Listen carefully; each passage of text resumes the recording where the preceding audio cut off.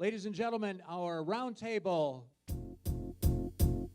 It might seem crazy what I'm about to say. Sunshine, she's here, you can take a break. I'm a hot air balloon that could go to space. With the air, like I don't care, baby, about the rain. Because I'm happy. Clap along if you feel like a room without a roof. Because I'm happy. Clap along if you feel like happiness is the truth. Because I'm happy. Clap along if you know what happiness is to you. Because I'm happy. Clap along if you feel like that's what you want to do. Here come bad news, talking this and that.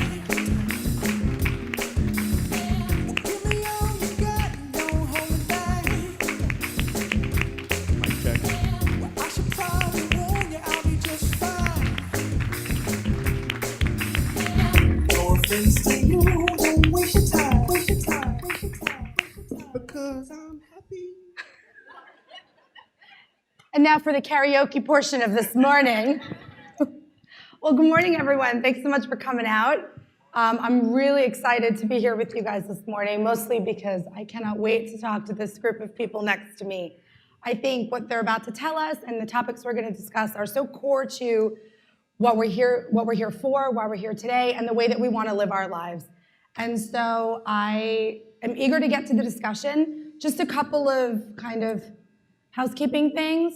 We don't necessarily have to wait till the end for questions, but if you could just kind of raise a hand so I know, as opposed to everyone asking questions at the same time, that'd be super helpful. And I think that's really it. Does that sound good? Okay, so my name is Rocky Merchandani. I am the editor-in-chief of Moneyish. I work at Dow Jones. I am also an author. My book will be out on Tuesday. It's a children's book. It's called, thank you. It's called Super Satya Saves the Day. And I am also a mother. I am a serious host and guest, and that's who I am. But for the more interesting people, I'm going to have them introduce themselves because I could read you this bio, but you can just do that on your own time. It will be far more fun to hear it from them. So, awesome. Go ahead. Hey everyone, my name is Clinton O. I'm the CEO of Next Level Media, also the president of Champions Martial Arts International, one of the fastest growing franchises for martial arts on the East Coast with over 40 locations. Wonderful. Hello, good morning everybody. I'm Keisha Smith-Jeremy and I'm the CEO and founder of Sanaya Applesauce. It's the yummy applesauce you will have in your bags today. And I'm also the Chief People Officer for Tory Burch. Morning, everyone. I am George Andriopoulos. I'm the CEO of Launchpad 516, a management consulting firm based right here on Long Island. I'm also the co-founder and president of Media Convergence, which is a marketing agency, and I'm a partner in Concierge 360, which is a new tech startup firm. I'm also co-founder of a nonprofit called Shannon's Fight, which is a 501c3 that aids families in medical crisis, and I do not make applesauce. Good morning. My name is Sheila Skolnick, and I'm president and owner of Sheila Skolnick Worldwide. And I am a business speaker, and it's my goal to teach and train people how to do what I do. So that's what I do. And I also do coaching, I do mastermind groups, and I do group trainings. Awesome. Thank you. Beautiful, beautiful. Good morning, everybody. My name is Mark Anthony Bynum. I am the chef owner of M. Bynum Creations, which has a couple of restaurants. And I am also the owner of Mark Bynum Concepts, which launches this year. I think that's pretty much it. Oh, it seems like not enough. Okay. Good morning, everybody. My name is Patrick Bergen. I'm president of Compass Operations, a business advisory and management consulting firm focused on turning around companies and growing companies. So our investment is to bring companies either like yours, new, off the ground, or to take existing companies to a new level. Welcome. Thank you. So one of the things that I was reading about you guys, and you said again here, was all the ands that are in your descriptions of yourselves and your job titles. And I think that for a lot of people that feels really overwhelming and a bit out of reach. your day job, let's say, takes a lot of your energy and a lot of your time. So can you talk us through a little bit how you make time and space for all of the things that it is that you do? And you guys can feel free to, whatever feels good at the I time. don't think you really can, because life just jumps in. When you're working on a job, and if you're an owner and a raging entrepreneur, when something needs to get done, you just got to get her done. You can't say, well, now I'm going to go out. You have a job to do and you have to complete it.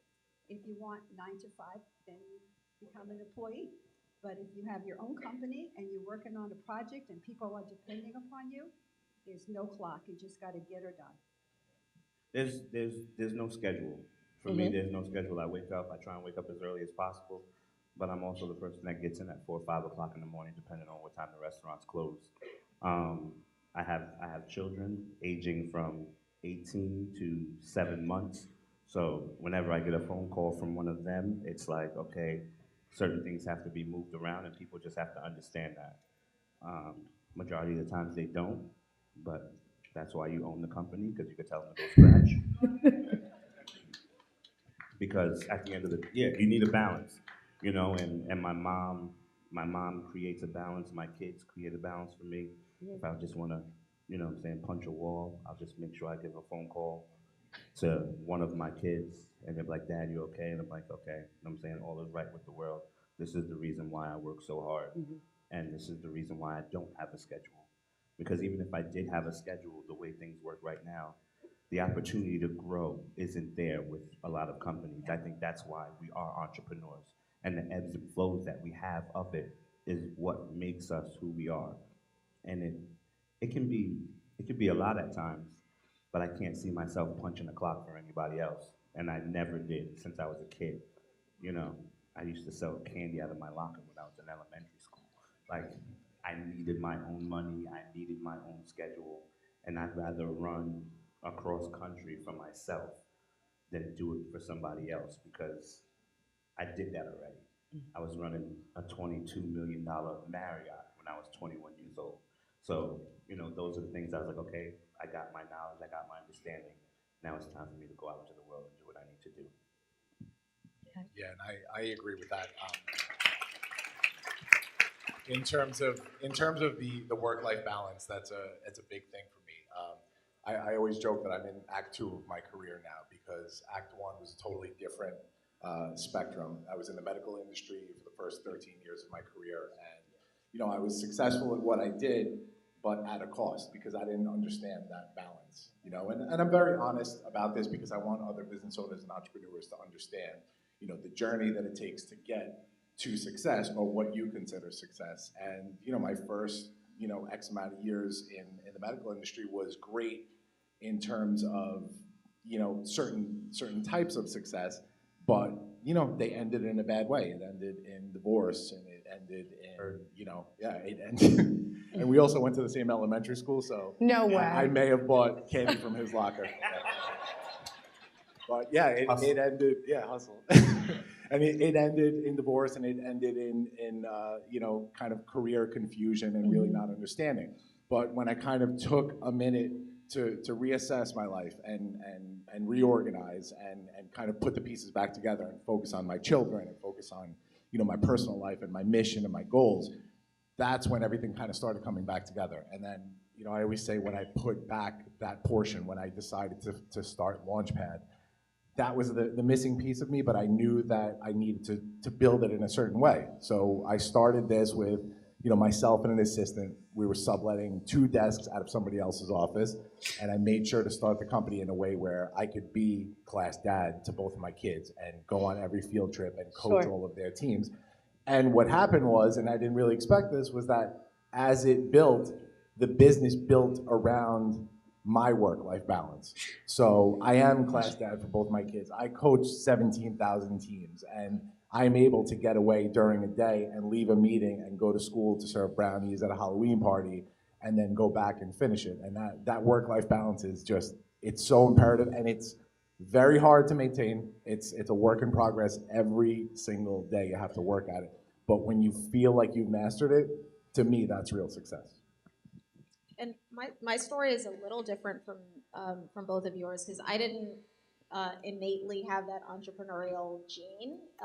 But a year ago, right around the time that I turned 40, I had this idea for Sanaya. And at the time, I was the global head of HR for News Corp, so I already had a really demanding job. But what it meant for me is that I had to be really clear about how I was going to be excellent at that job, and also how I was going to launch the company, and frankly, not be an obstacle to the company's growth.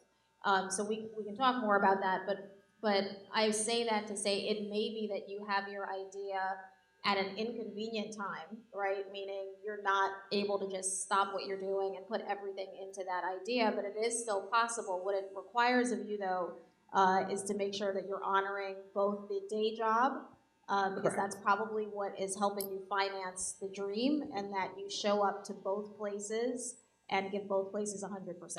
Mind your own business, Robert Kiyosaki. That's what it is. I think also my story is a little bit different in the sense that I guess on my side, I run on a very tight schedule. So I know what time I'm going to wake up, what time I'm going to sleep, what I'm going to do right after I wake up. I have notes all over the place. So like while I was building my company, I guess the most important part, kind of like what we heard earlier in terms of actually being a CEO, and with CEO comes delegation. So while we do delegation, we delegate like primarily to teams. So if I have a vision on opening a new business, I'll make sure I have a proper team for that. We also have a nonprofit organization that I'm the president of, so we have a team that's working on that project for helping children. We have a real estate company, so I have a team that's working on that to help that project. So we have multiple operations that we run, but I think in order to be truly successful, you have to have a good team that you care about and that you actually want to do good purpose for. So, and I think the passion has to match with what your vision is, and if that matches, then you can do anything, because you have that proper you have the proper teammate that supports that vision of whatever you want to do, and then you're able to continue to grow companies. So every day, like my goal is to touch on about 10 different companies that we run together with our various partners, and make sure each company gets touched on at least one time. This way it's moving forward and everything. So as long as something's moving forward, and the increments doesn't have to be in large scales, but it can be in small scales, but as long as it's moving forward, I think you'll eventually get to where you want to be.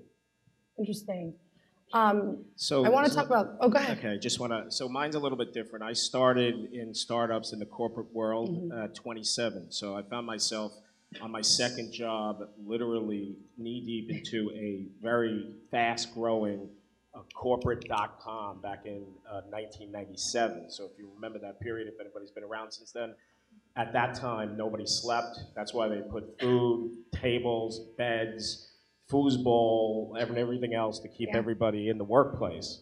But essentially, I did not learn from that initially. I actually cost me, family time, marriage. But now I find myself in a situation where I'm a little bit more fluid in how I build a schedule. Unlike you, I don't have a rigid schedule, but I keep it open, because if something were to come up and it's family orientated and I really need to go, then you really need to go. I mean, you have to prioritize to that degree, otherwise you'll lose everybody around you. And I know for me, what keeps me successful is I have a great spouse right over there. She's actually taking care of the table. Her name's Christina. And she actually partners in such a way for the last 5 or 7 years as we've been working together and building this. I rely on her schedule, because she takes about 70% of what I would have normally have done. So you really have to have a good support system around you. You have to have a good family. You have to realize, you could wind up in a situation where you don't want to lose the people who you love the most. Sure. George, I want to talk to you about culture in a second, but Kisha, you said something that I think perhaps a lot of people in this room might be feeling, which is, so I also, I have a day job. I work at Dow Jones, which is News Corp's, same company, and I have a job there. My job is to run a business there. I have a team there. My job is to change the culture there, and I need to be there 100% of the day when I clock in for work. Now, I wanted to write a series. I saw that children's books were really lacking in diversity. I could not unsee it, and it consumed my every thought. Now, those two things can work together, but they can't work together at the same time when I was at work. And so you really have to figure out, I think, the part of you that comes to work, that does exactly what you're supposed to do there, above and beyond. You kill it every single day at the office. And then you make the time outside, and you leverage a lot of your connections and your relationships to grow this other project, right? So the book will be out on Tuesday. It will be in bookstores, on Amazon, it will be on Costco, it will be on the Today Show.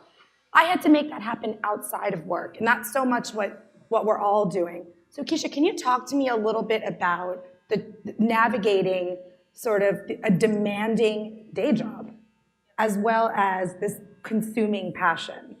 So a couple of things. First step, I think, is to be honest with your employer. I think in all things, forthrightness goes a long way. And so I wanted to make sure that as soon as I knew that this was real and that it would be something that it was consuming and it would take up my time, I had a conversation with my boss. And you know, what I laid out for him is that you're not going to feel this, but I want you to know that I have this ambition, and I want you to know that my intention is to grow this business. And it was my responsibility to make sure that it was seamless from their perspective. You know, as they say, motherhood is a necessity of invention. And so I had to really quickly build a team, probably more quickly than the average entrepreneur, because the day job had to be my primary focus. I often tell people, some people will characterize it as a side hustle. I'm really careful about not calling Sanaya a side hustle, because I think that encourages a particular mindset. If you are going to build a business, you have to act and exist in a way that honors 100% dedication to that business, even if your time is split between the day job. So what did that look like for me? Pretty quickly, I assembled a team. I thought about the things that my best and highest purpose related to Sanaya. So I have the vision, the product aesthetic, the kind of marketing, I understand the demographic, but there were a lot of things that I don't know and didn't understand. So instead of spending time doing those things, I assembled a team really early. So I have today a president who runs Sanaya from a day-to-day production and operations standpoint, and I have other folks who are marketing, finance, operations. Even though, you know, self-funded, and you've got to be really careful with how you spend your money. But I realized early on that it made sense for me to give a little equity to some people to make sure that I could maintain the day job and that the business could grow. I think the danger of doing both is either that you don't show up to both in the way that you need to, or that you hold on to too much of the business and you're actually the one who is preventing the business from moving forward as quickly as possible. So I know that temptation to hold on to everything, but if you're going to stay in your day job, and that's probably the thing that's financing the business, you've got to build a team sooner rather than later. Yeah, I think that I'm sure a lot of people can agree with the necessity of the day job for a lot of people, right?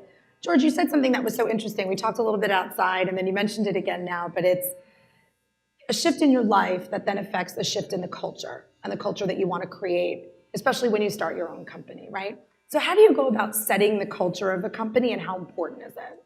Yeah, culture is everything.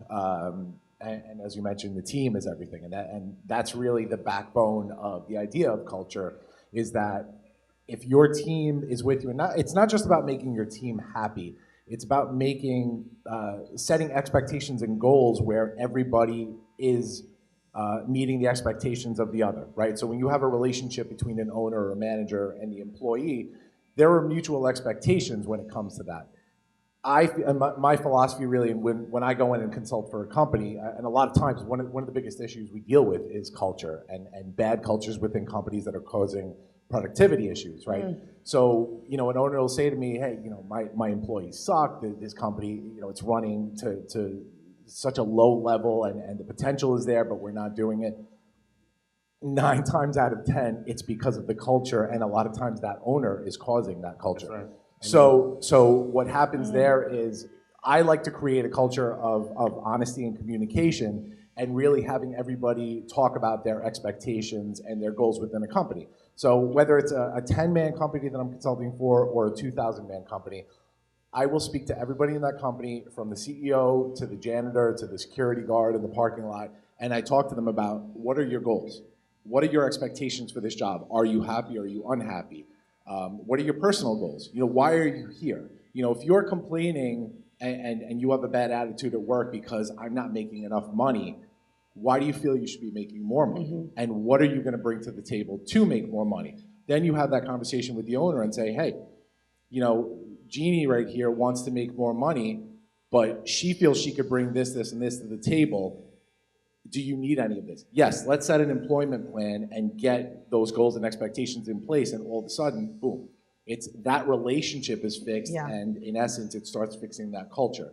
And there's a big culture shift now within industries. A lot of people see it out there, 10, 15, 20 years ago, it was you come 9 to 5 and you sit and you don't really matter and your ideas don't matter and just do your job. And that's the case in a lot of roles, but now in a more creative atmosphere, right? That where everybody's ideas matter. It's a culture of, hey, everybody is sort of equal here. Everybody's a person now. Yeah, everybody's a person, and let's share ideas. And if you want this culture, fine, but you need to contribute and add something to this company. If you want to be invested and you want us to be invested in your employment, let's have that mutual respect there. Let's have that mutual creativity that brings something to the company. But I also, you want to go right ahead. I was very proud of the culture that was created in my company. When I started my business, I never worked for anybody, I worked for myself. And when I started my business, I started it because I needed money to feed my kids, something trite like that. And so I started working it, and I didn't have money, so I hired housewives. And I made every person that came into my office to feel like they were an owner. Hi. So I made every person that worked for me feel like they were an owner, feel like they were that they were more important than me. I made them the focus. And when you give people your heart and soul, and I did, they give you everything.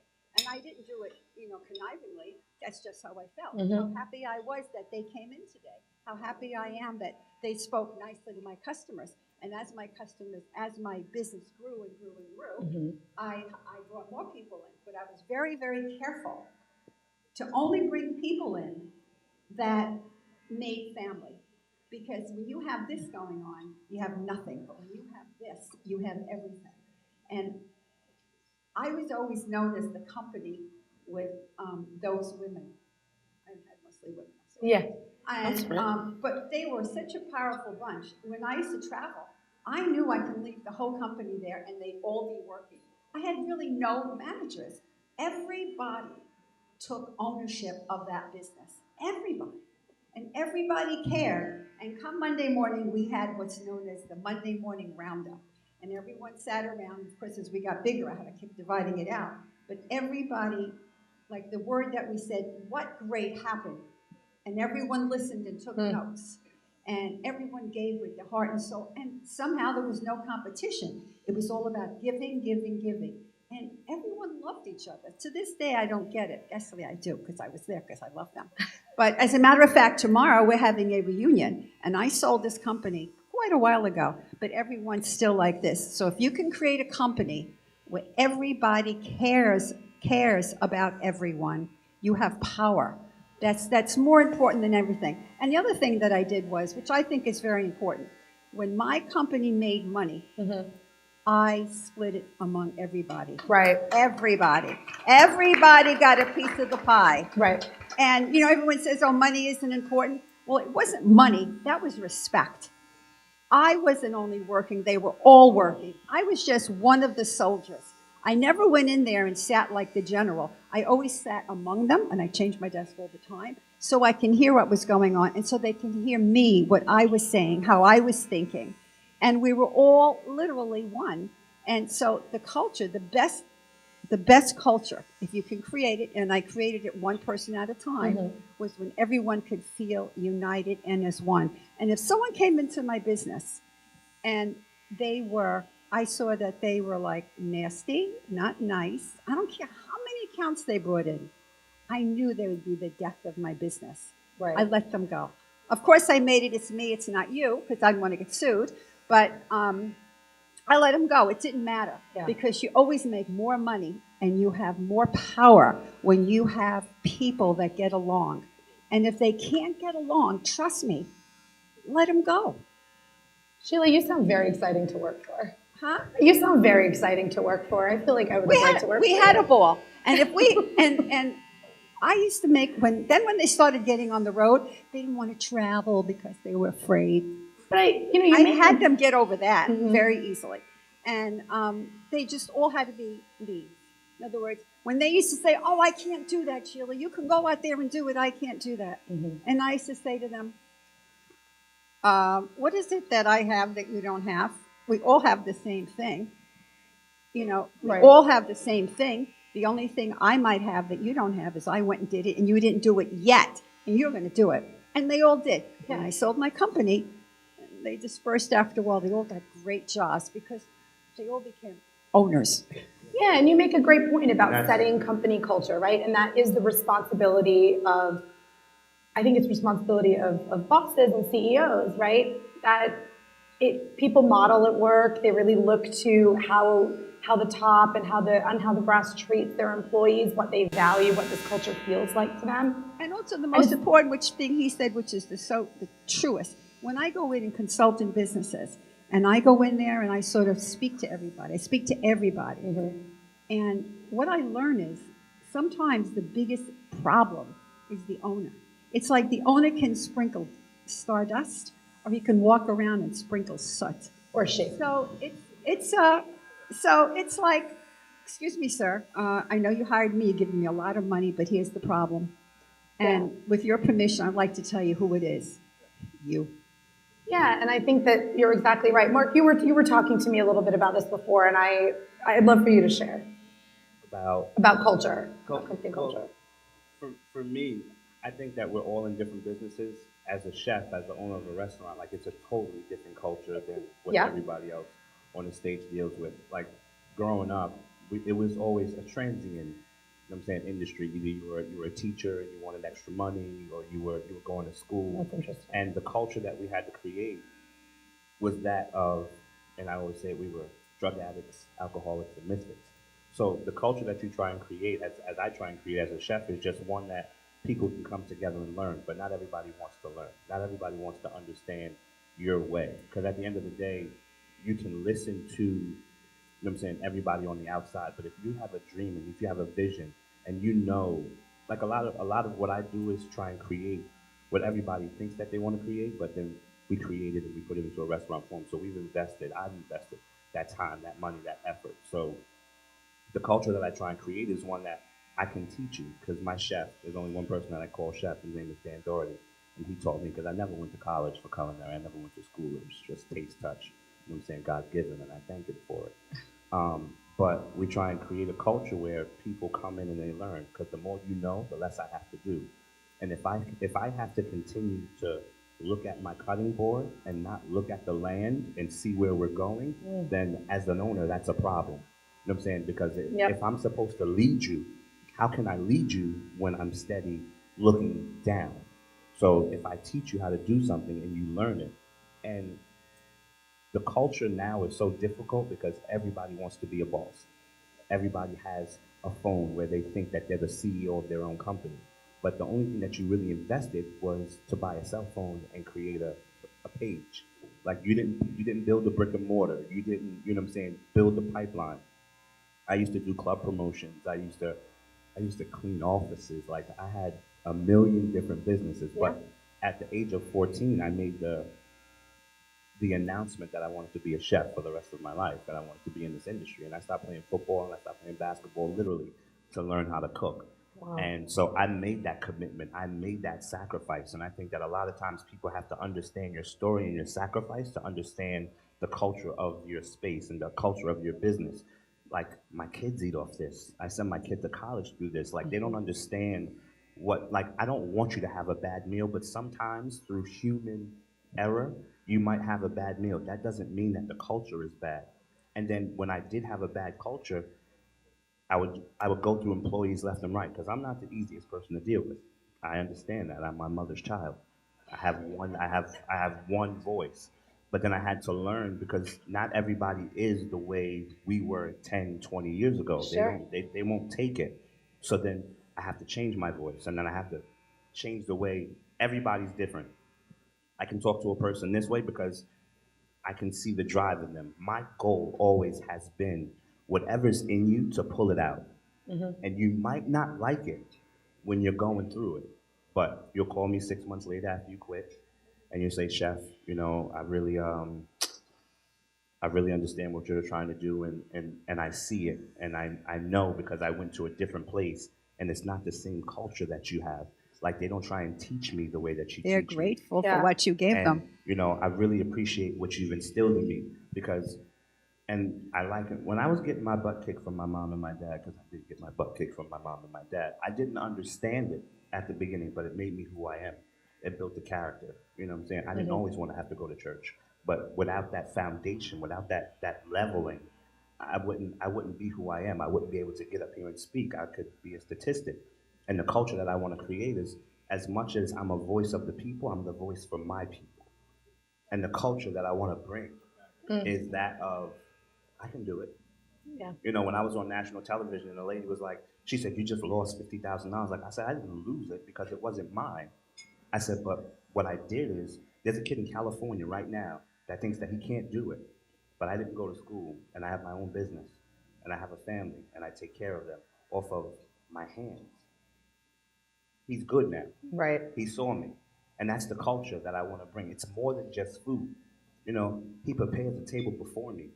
It's more than just food. And then, like, that's why. Beautiful. Yeah. That's why I love what I do.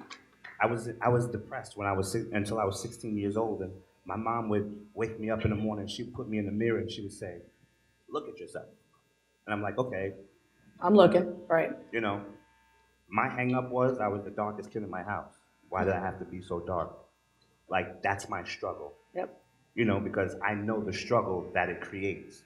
You know, and it was rough, but through that came my food. And that's why I know nobody cooks like me, because nobody went through my struggle. That's right. That's You know what right. I'm saying? And that's why we as entrepreneurs, you're not gonna out hustle me. You're not going to. Like, we can all stand up here and say, in our field, I'm kind of nice. You know what I'm saying? But it's humbling. It's humbling to be on the cover of O magazine. It's humbling to go on a show 6 times and win 4. It's humbling to have one of the best restaurants on Long Island. It's humbling when I go to California and say, I know who you are. Like, I'm just a peasy-headed kid from Farmingdale that's who I am. I love it. And that's who I am to the core. And I want that culture that's in me to permeate. When you come into my restaurant, I want you to feel at home. I want you to feel at peace. I want you to feel my struggle, but also my success. I don't want you to feel bad for my struggle, because I don't feel bad for it at all. It created who we are. But you need to know this is who I am. And I want to grow it, and I want people to understand. And that's why I am hard. That's why I am the way that I am. That's why the culture in my restaurant is great. And that's why I'll tell people in a minute, I don't want workers, I want bosses. And I raise young lions, and I raise young lionesses. You know what I'm saying? Because they leave me and they go and open up their own businesses. Or they leave me and they go work at the best restaurant in the world. Like, that's what I want. I don't mind being the baseline. I don't mind being the one that creates them, because at the end of the day, they're still gonna come back and they're gonna remember, well, I work for Chef. You know what I'm saying? They're gonna come, I work for George, I work for Patrick, I work for this person, I work for that person, and they gave me this work ethic. That's the culture that I want to Absolutely. create. And there's something in that, in what you're saying. I mean, there's so many things in what you just said, but there's something in what you just said about sort of modeling for a younger generation, and also this idea of mentorship, right? So I'm curious from all of you, how much of that do you feel in your job, in your entrepreneurship job or your day job, sort of like the importance of being a mentor for someone, and how important and have mentors been for you? I'll say for me, I've been managing people throughout my career. It's been about 30 years. Yeah. And it's without a doubt the most important aspect of what we do. Back to culture, and to dovetail this in, your culture doesn't always stay the same, and you need to protect it. And the key to doing that is to make sure that you're really being a mentor and understanding the people who work for you. These are people who come in every day, and no matter what level, what job they do, they want to contribute, they want to care, and they want to be part of a team. And often I've seen, and I've learned through the negative side of how I've gone through my career. I was in the military, I saw that aspect of it. I was in business as a very young, employee. And there were just things that I know I was enduring, but if I was ever given the chance, I could rectify at least in my little world. So I've been blessed to have positions of authority where I was granted that unbelievable gift of helping people. And there's some people in the room I know that have been there, and I take that very personally. Actually, it's one of my top priorities. People matter, and everybody comes into work wanting to contribute. And although, you might have always a bad apple or something, the majority of the people want to contribute, they want to be part of a team. And it's about paying attention to that. And whether you grow through an organization and you continue to elevate and distance yourself as your business grows, you become further away from that culture. It's important to instill people at the various levels within that organization to maintain that perspective. Because as I said, make no mistake, culture doesn't stay static. It changes. Yeah. So you need to pay attention to that. No. No. Just grab the mic. Turn from my the mic front. up. Hello. Hello. Okay. Deep voice. Can you hear me now? It must be me. A little closer. A little closer? There you go. There you go. I have two things to say about mentor. First of all, if I had had a mentor when I started my business and I started to create one, they would have told me it's not possible, you cannot do what you want to do. So I'm telling you, if you have a thought and an idea and you think it's good, do it. Don't let anyone tell you, no, you can't do it. That is the worst thing in the world. Second thing, now that I did it, I love being a mentor to people. Nothing makes me feel better than to know I allowed somebody or showed somebody how I did what I did, and I know it changed their life. So how do I know it changed their life? Is it just me thinking it? That for me means nothing. It's seeing the results of their interaction with me. And, even though women have come a long, long way, I'm very sad to say, no, they really have not. Because I still see the same things going back a long time ago. But my goal is to mentor women and men, or anybody. I don't believe men or women, anybody. And just show them, I did it, you can do it. I didn't have money, I didn't have this or that. You can do it, you can do it. That's what makes me happy about mentoring. Can I jump in? I didn't have a mentor. It is the best when you don't, because when I told people, I opened up my first restaurant by myself in my hometown. It was a 16-seat restaurant, very, very small.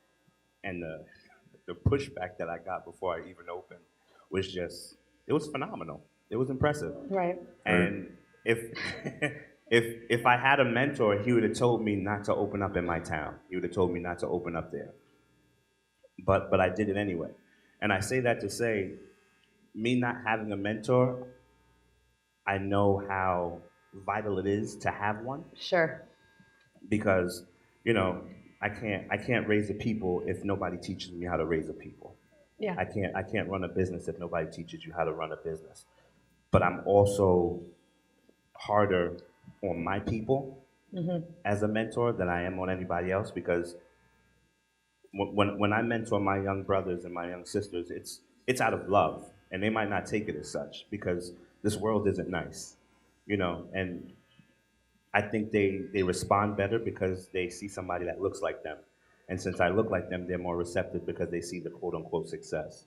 Yeah. And the mentorship is great because I've had to have mentors from afar, like Jay-Z's my mentor. Like, Yeah, but I think there's a power in that, and I think that that's something that you can't discount, right? It is the reason why I set out to write this book. I think it's very important, and I'm a journalist, and you can imagine, 15, 14 years ago when I set out to be a journalist, there were not many that looked like me. And I think that idea of looked like me, grew up like me, parents like mine, you can't discount that. No. Because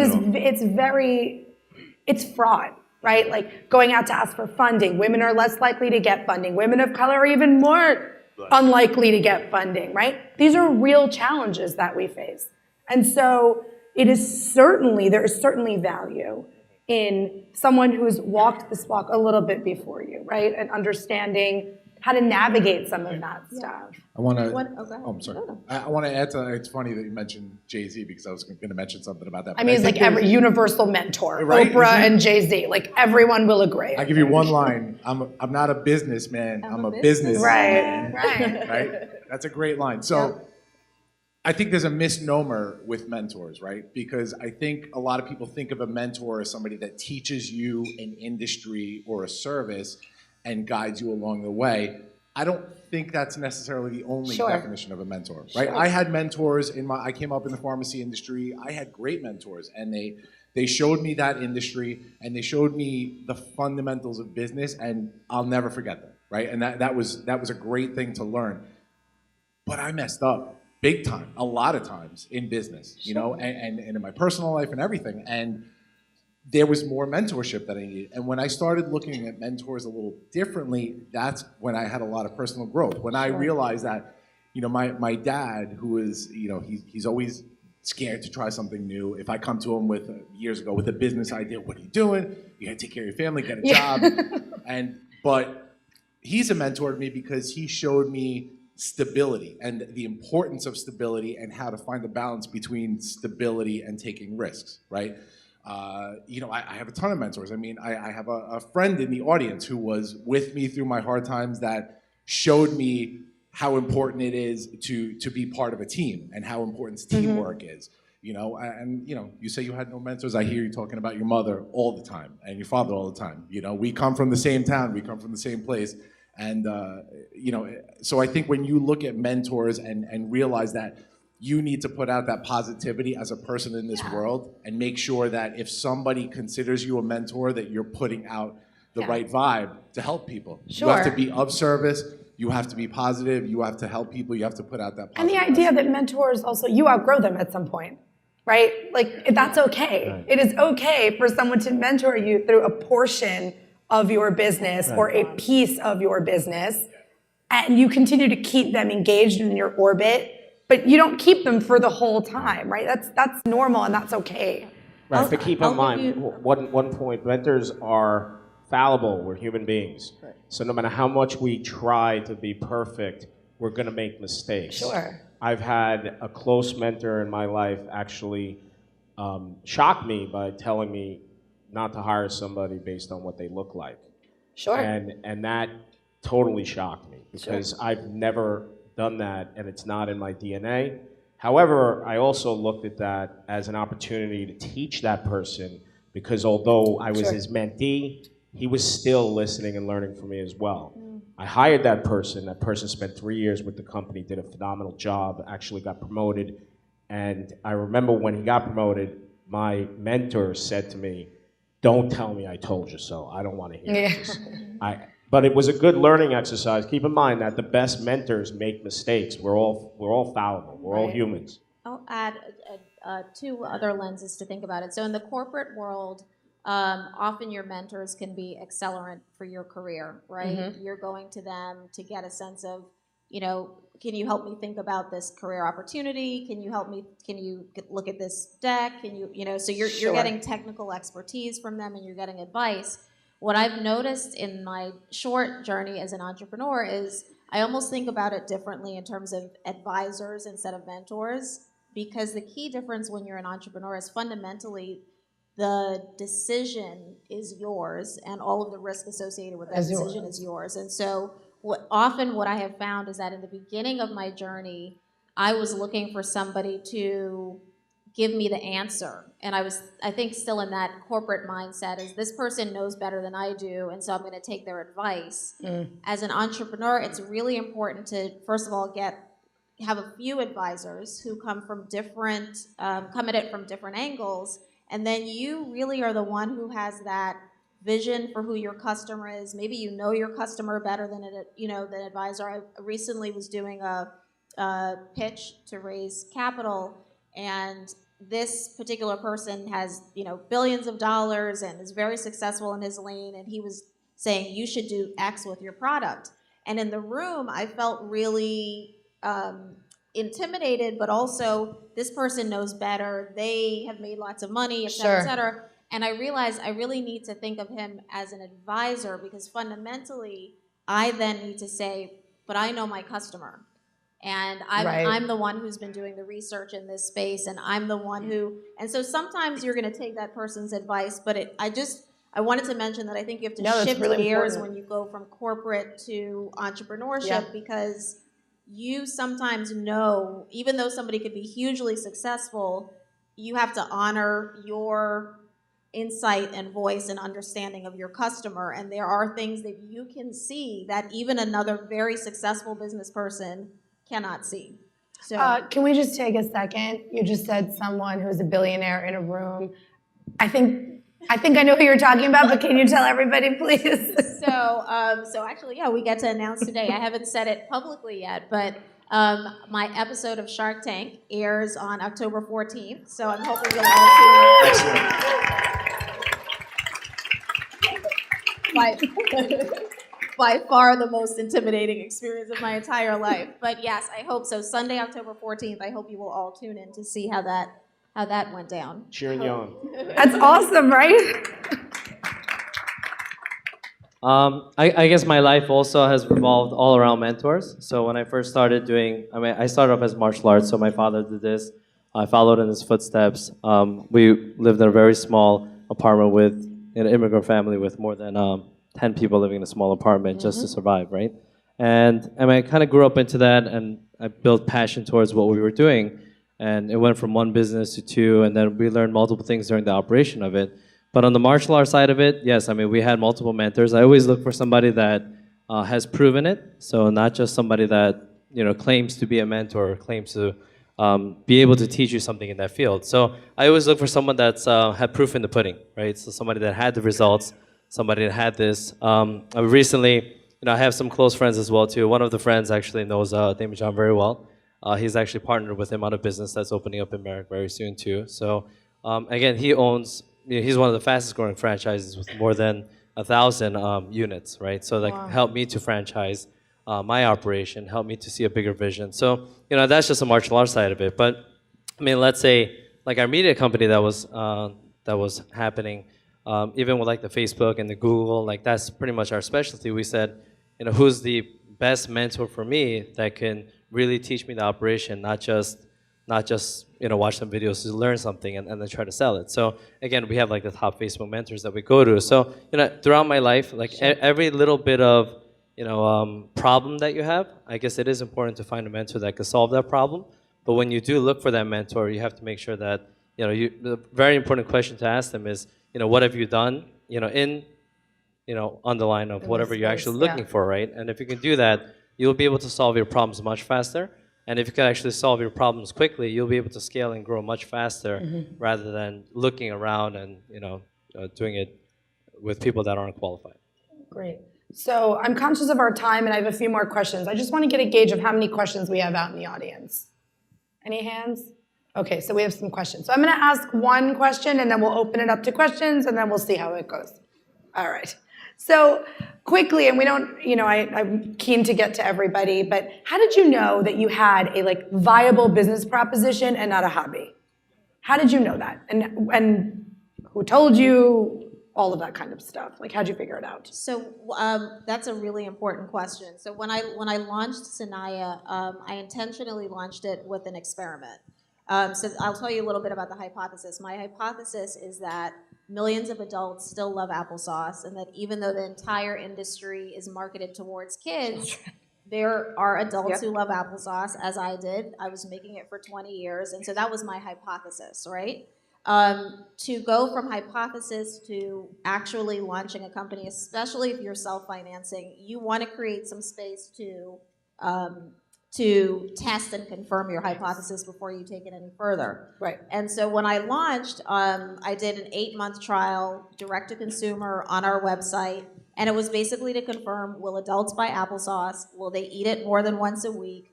Will they love the flavors? Is there engagement and excitement around it? And so that 8-month experiment was for me a gating item to say, okay, if yes, yes, yes, then we move forward to the next step, right? Alongside that, it was also important for me to understand my path to profitability.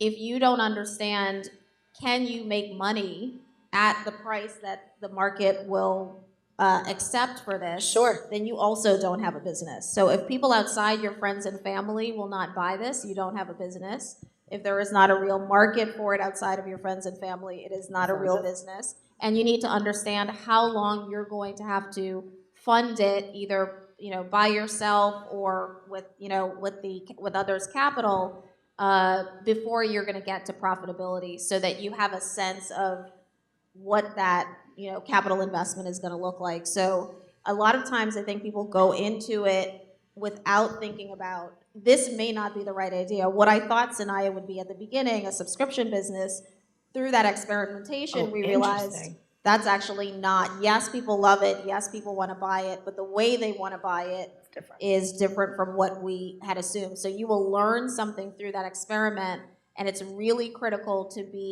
to start with an open and experimenting mindset so that you can get to the right answer before you throw all of your money into something that may not actually be the right idea. Like, be open to the fact that it will be refined through that experiment. Yeah, I think. No. No, it's not working. It's Hello, working. here Yeah. I am. I chose to sell to hotels. And the reason I chose to sell to hotels is because they had thousands of rooms. Thousands of rooms. And I said to myself, Self, all I have to do is figure out what to sell these people in these rooms. And if they bought one of them, they'd have to buy it for every single room in the entire hotel. And that's what I did. And the other thing that made it a very viable business is I didn't have a dime to my name, nothing.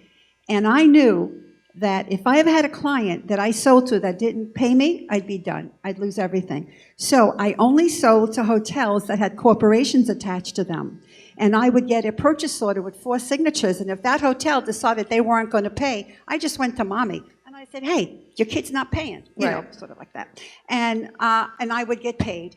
And the other thing is, you can be so creative because there's so many different things that you can go in and think about and help the customer. All I had to do was go around and ask the people in the building, housekeeping, purchasing, what do you need right now that you can't find? And I used to find it for them. And I made millions. I'm ashamed of myself. And I had to do it. Don't be. I'm so joking. Don't be. I'm so joking. I'm not ashamed of anything. Are you kidding?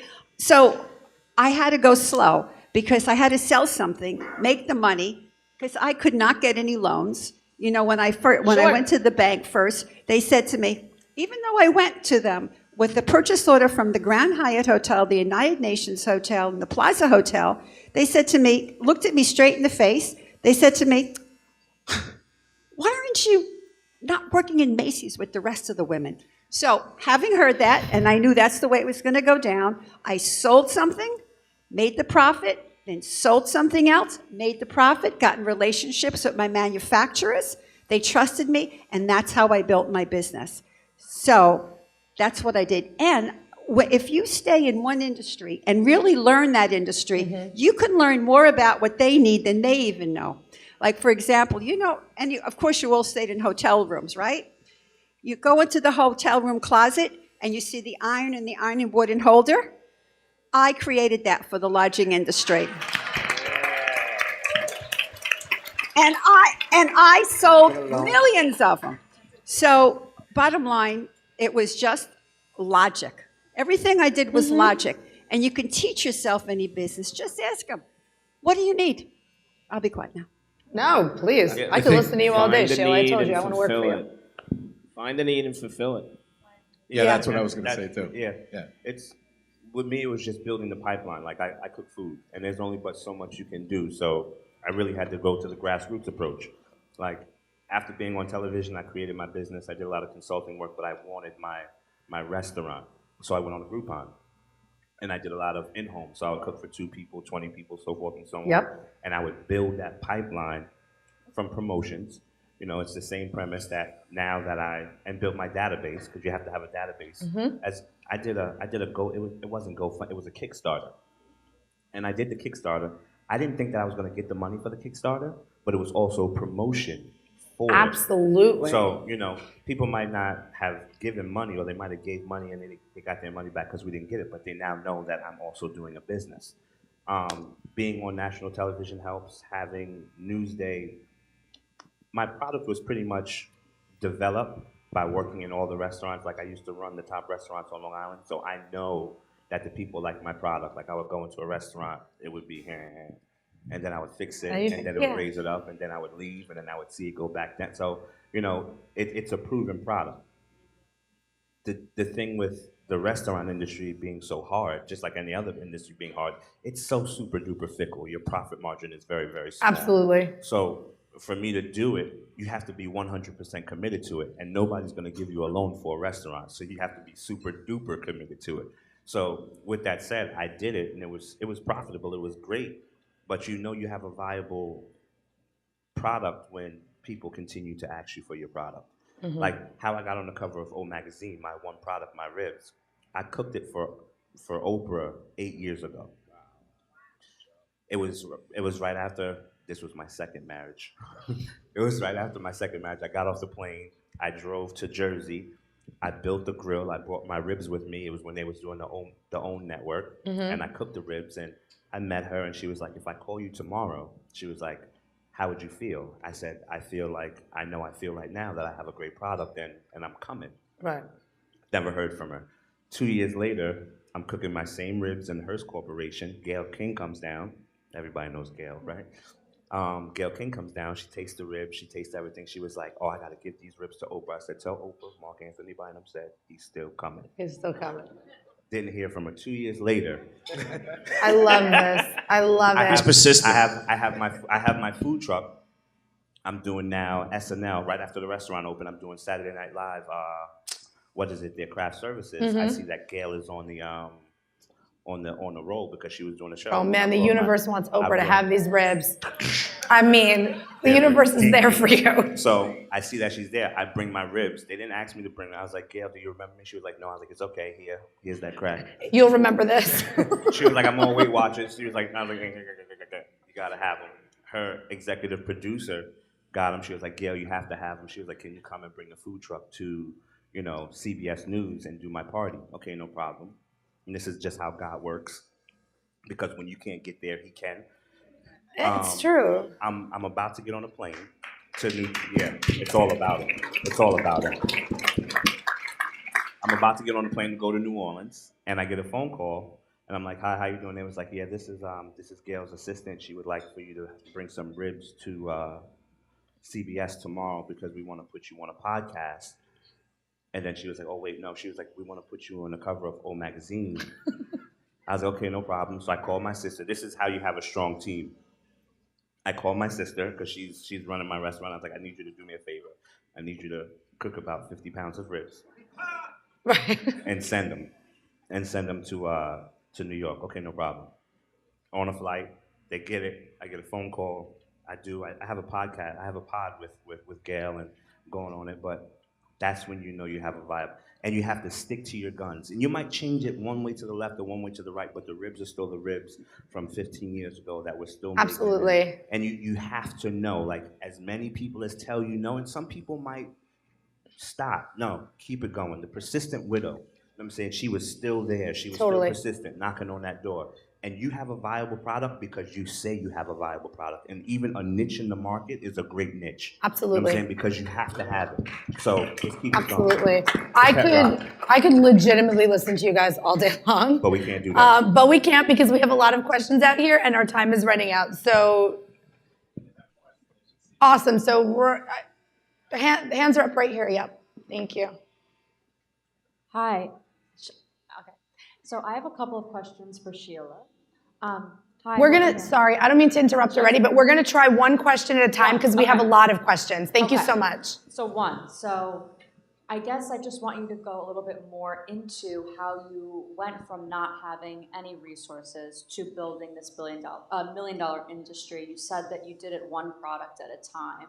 I have a product-based business, and I know that when you're working with the manufacturer, you can't really order one at a time. You know, you have to order hundreds or thousands, and so like there needs to be some money. And how does someone like in our position, I'm sure I'm speaking for a lot of people, and Sure. really do it? That's a great question. Thank you. To answer your question, first of all, no, you cannot go to a manufacturer and just buy one. But if it's a product that is around, and if you can find it anywhere, in any store, any place, you can buy it and bring it to the customer. And if the customer likes it, then you can go to the manufacturer, order it in volume. So, and yes, and the way I built my money is by getting in relationship, meaning when I bought something from anybody, I paid them the same day.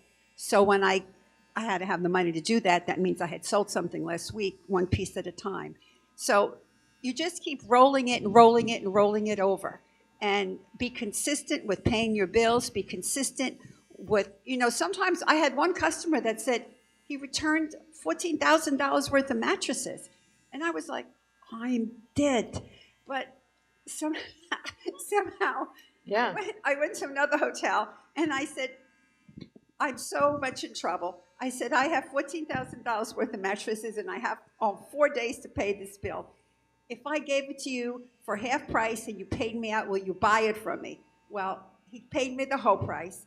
I paid my bills. The point that I'm making, you have to figure it out, figure it out, figure it out. Being an entrepreneur is not boom, boom, boom, boom. Every day is different. Every situation is different. And you can do it. You just have to think about it a little extra. Yeah, and I just want to make sure I'm not misunderstanding your question, but does this also kind of cover like a Kickstarter or getting funding and all of those sorts of things? Is that also what you're asking or no? I got no funding, so don't ask me.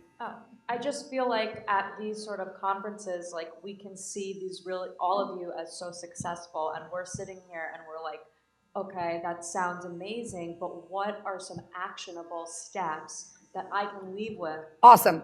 And that's a great question, and I think that Keisha, you're probably really well, because you just had a similar experience. I just want to make sure we get that answer for you. So a couple of avenues. So one is when I started my business, this entire first year has been self-funding, right? And so I've been just, as I mentioned with the 8-month experiment, I decided that there was going to be an X amount of money that I was going to spend on this business and not $1 more until I proved that it was real. So that's the first thing. The second piece then is a lot of people will talk to you about friends and family funding. Lots of times, women, people of color in particular, the friends and family concept, everybody told me do friends and family, and I was like, who are those friends and family? Because I'm the friends and family of all the people who ask for money today. I'm the bank. Yeah. Right, I'm the bank today. So, so I really, for this first year, it's been entirely my retirement savings. You know, I'm 40 years old, so it was pulling money out of my IRA, my 401k. If you're younger, I've had a lot of friends who've done Kickstarter and lots of crowdfunding. So I feel like there are many more options today than probably 10, 15 years ago for funding. But a lot of times it's self-financing, and or if you are in a position to get friends and family funding, going to them with a business plan. Sometimes it's a loan, it's a micro loan from friends, you know, $10,000, and I agree, I will pay this back to you at 2%. You know, treat where you have sources of income. If it's not a bank, I would say you also still want to treat that person as if they are a bank. Get it in writing, put together an agreement. What I have learned in the last year, now that for that first year, basically I was self-financing, and then I did raise a round of capital. Once we did that, once going into that round of capital, what I had to realize is that you have to speak to 50 people to get 5 people to fund you. So getting out, for me, this has meant getting out of the comfort zone, just asking with your business plan and being relentless about the number of people you ask. You're asking people in your circle who might know somebody outside of your circle, but I think it's also just opening the mindset around the fact that, yes, it's gonna take a lot of asking to get to the number that you need. That's been probably the most eye-opening thing for me, is that there were people in my circle who they didn't give, but they introduced me to somebody who then could be a part of that round. So to answer that question, there's no easy way. It's just a constant grind. You grind, and you get creative, and there's creative funding, but you grind, and you put yourself out there. If you're comfortable, you're not growing. Just remember that. If you're comfortable, you're not growing. So you're gonna have to speak to people that you don't feel comfortable speaking to, because they're gonna have to give you what you need. And it's not the people that you know. You gotta grind. Yeah, and one other practical step, because I had Hot Bread Kitchen was the incubator that I got accepted into 2 months after launching. Depending on your industry vertical, there are lots of incubators. Again, something new that started that I think wasn't around 5-10 years ago. But for each of the industries that we're all in and you have interest in, there are incubators around food startups, there are incubators around production and manufacturing. There are a lot of incubators across the city and boroughs that are very industry specific, and that's where you're gonna get the benefit of shared space, financing, access to distributors. So I would say also do some research and see if there's an incubator in your industry that's available to you as well. Keisha, that's what I was going to say. Just quickly, like 3 practical kind of like things you could go home and look for. Microloans at banks, and microloans are a thing that you could think about, and it's worth getting to know that space a little bit. Kickstarter and crowdfunding, you can see the success that people have had around it. All you would need for that is really like a viable business plan. You'd need to understand the competitive set in the market. And people do fund businesses on Kickstarter with people that they don't know. It happens all the time for people. And the third thing was the incubator. This book that I didn't want to self-publish, I went to a publisher. That publisher was able to now publish 13 books because of being accepted into an incubator where you spend time around like-minded people with an advisory board that will give you that practical advice. So those are 3 really concrete things that you could leave here and start to figure out. So I hope that's helpful. Just to dovetail on that, it's similar to the incubator. Join the local business networking groups, because there are people within those groups that both advise on financing, plus they will know exactly which are the banks that actually work with small businesses. Not every bank does, but there are banks in the local community that actually will loan based on a good business plan and good credit history. It might have a high rate of interest, but it's money and you can use it. So we have a lot of questions and not a lot of time, so we're going to rapid fire. Question, one person answers. Question, one person answers. Hi, I want to direct my question to Patrick. I've had a thought for 2 years that I think entrepreneurship is the way to go, because I don't want a salary, because a salary is too confining. So what I've done, I've been examining how I do my business at work, and I kind of operate as an independent contractor almost. Right. But one day the weather was really bad, and I heard my bosses joking behind me, and they said, "Listen, we better caravan her home, because if something happens to her, it affects the bottom line." And I thought to myself, you know what? Let me go talk to my boss and really look at how much money I've been bringing in. So when I talked to him, he said, "Tracy, it's not hundreds of thousands. You close to 2 million. So I said to myself, if I can do this for them, my pastor said, "Tracy, you could do this for yourself." So what I want to do is I need the best process for creating a business plan, because I know that God has a financial blessing on my life, because he wants me to bless other people. And I cannot wait any longer. So as a result of a tragic event in my life, the brakes are off. I don't care about failing anymore. Right. Amen. So I'm ready, but I think Come on. the best way to do it. Well, you have the right point. I will tell you that most businesses start by people understanding that they have a skill or an ability similar to George and I. I think we have the same type of businesses. you want to take that to the market directly. And if you do have good skills and ability, you've learned that over time, and you've proven that with your client base, you got $2 million worth of business. As long as you're not on a confidentiality, non-disclosure agreement, I would recommend you do that. But you're right, start with a good business plan. People sometimes jump into businesses sketching out on a notepad, and I've heard successes from that, but I've not seen material success. Draw out a business plan. Go and get somebody that either knows how to do it or search out the elements of a good business plan yourself and document it and really work what the market is, how you're going to advertise, what is your expected revenues, look at the industry.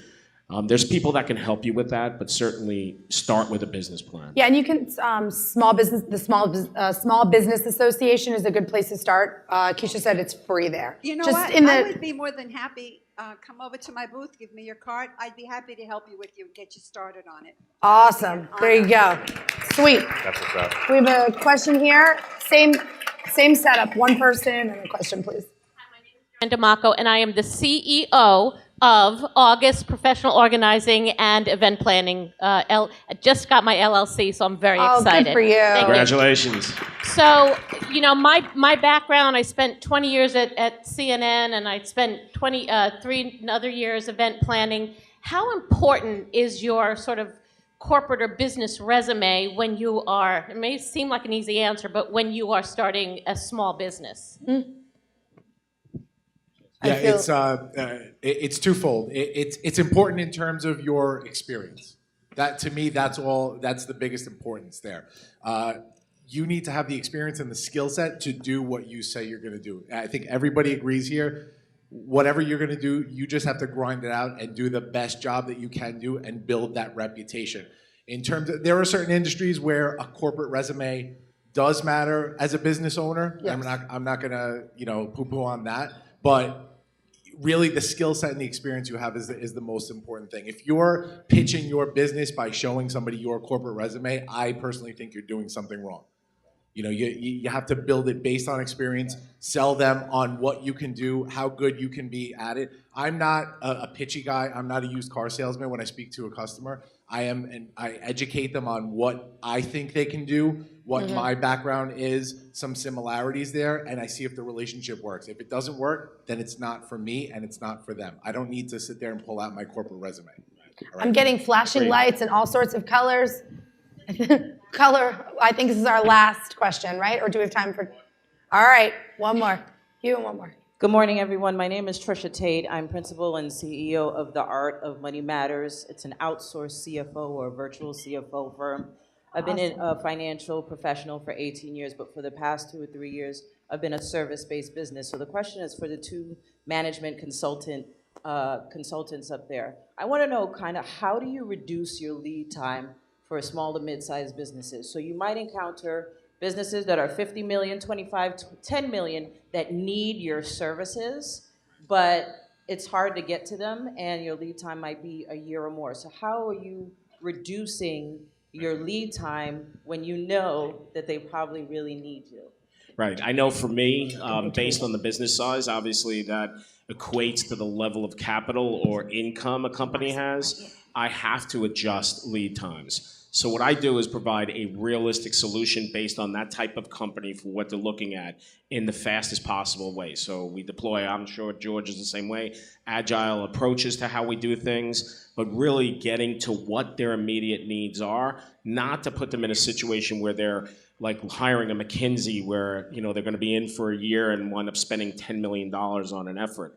The small businesses still have problems, but they're less complicated to get to.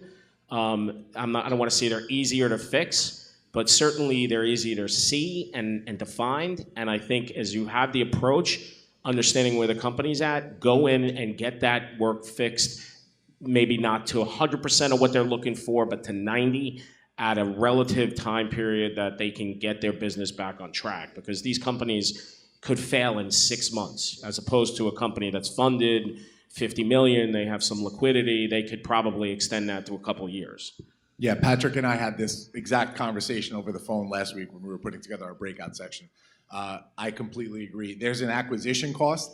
you know, when you're talking about acquiring a new client, and you really have to figure out, based on where you are with your company and those lead times, what you can afford to spend in terms of acquiring a new client. So I'm of the same mindset where you have to give them a little something when you're acquiring that client. I'm not going in with just a brochure saying, hey, this is what I do, or whatever. I've researched the company, I've asked them what their problems are, and I come in with sort of a solution, or my idea of a solution and action plan going forward, and if they like what they hear, then we move forward. So there is a certain acquisition cost there in that I am spending time researching and working for the client before they even give me $1, but that helps me cut lead time because I know I can close the deal a little bit quicker if they're seeing a solution up front. Great. And then I know we have one more question, but Keisha, I think get a quick. I have a huge favor to ask. So I'm currently participating in a competition with Ford, and we have an opportunity to win a Ford Explorer. So all I need you to do, and this is for our team so that we can drive out to distributors. So all I need you to do is if you go to Sanaia, S-A-N-A-I-A on Instagram, take a minute, go there, click the link in the bio, and you get to vote for us for the competition. So if everybody could do that, I would be hugely, hugely appreciative. Come on, we got to get the team out on those meetings, and they need to be in the Explorer. So come on, I just want to quick point vote. out also, if you stop over at our booth over here, we're giving away Google Home, and you just have to drop your business card in and fill out a quick form, and we're going to give it away today, before the end of today. So right in the corner, we have a couple of Google Homes. Do it.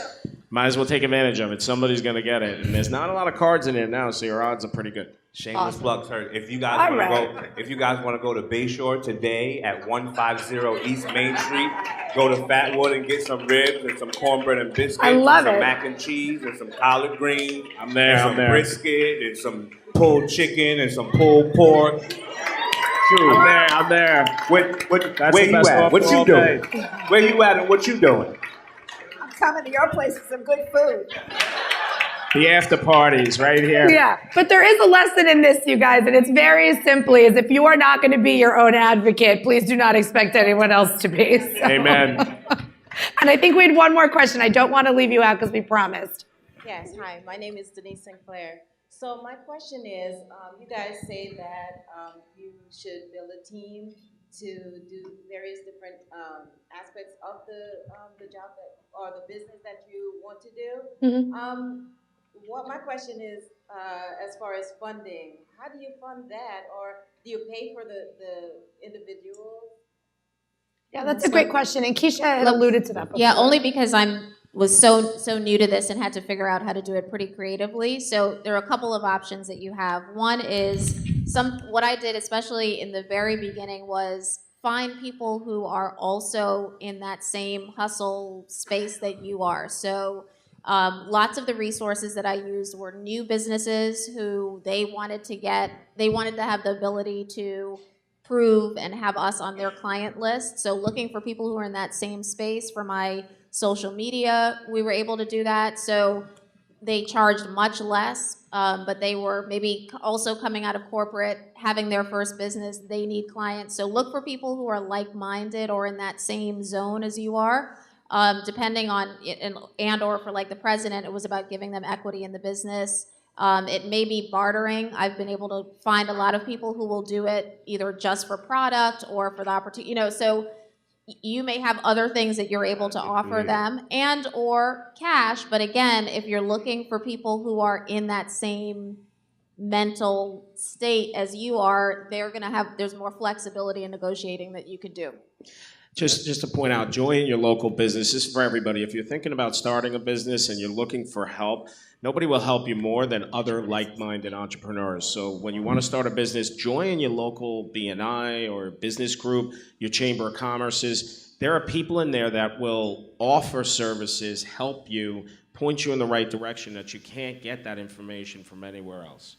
Instead of coming here, which we can give it. Yeah, and Clinton has something. Yeah, and also, besides the small business communities, there's actually a barter network in Long Island. So they have like more than 10,000 businesses, they have a very large database. So if you just join the barter network, and then you could meet perfect fits. They'll do whatever. That's so interesting, the barter you need. network. So Yeah, that's wonderful. it's a mega platform. So no matter what kind of business you do, like you just put your profile on, you take care of it through a barter in the beginning, it builds your name, builds your brand, and then you kind of kickstart. That's a great resource in the beginning. Amazing, yeah. Well, awesome. Thanks so much. This was really an amazing morning. Thank you very, very much. And have a wonderful day. Have a wonderful day here.